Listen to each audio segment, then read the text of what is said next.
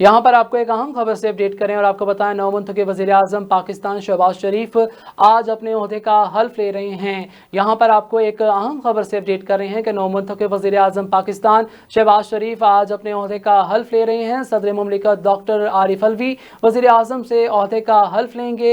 हल्फ बर्दारी की तकरीब दोपहर 3 बजे ऐवान सदर में होगी। नौ मुंतखब वज़ीर-ए-आज़म की हल्फ बर्दारी की तकरीब के लिए तैयारियां भी मुकम्मल कर ली गई हैं, जबकि हल्फ बर्दारी तकरीब में शिरकत के लिए दावतनामे भी जारी कर दिए गए हैं। मजीद अपडेट करें तो आपको बताएं कि गुज़िश्ता रोज़ कौमी असम्बली के खसूसी इजलास के दौरान वज़ारत उज़्मा के ओहदे के लिए होने वाले इंतखाब में शहबाज शरीफ वज़ीर-ए-आज़म मुंतखब हो गए थे। शहबाज शरीफ ने कौमी असम्बली के 201 अरकान के वोट हासिल किए, जबकि इनके मद्दे मुकाबिल PTI के हमायत याफ्ता सुन्नी इत्तेहाद कौंसिल के उम्मीदवार उमर अयूब 92 वोट हासिल कर सके। नून लीग के सदर शहबाज शरीफ और पीपल्स पार्टी MQM पाकिस्तान, काफ लीग इस्तेकाम पाकिस्तान पार्टी और मुस्लिम लीग ज़याक ने वोट दिए। शहबाज शरीफ को 7 जमातों की हमायत हासिल थी।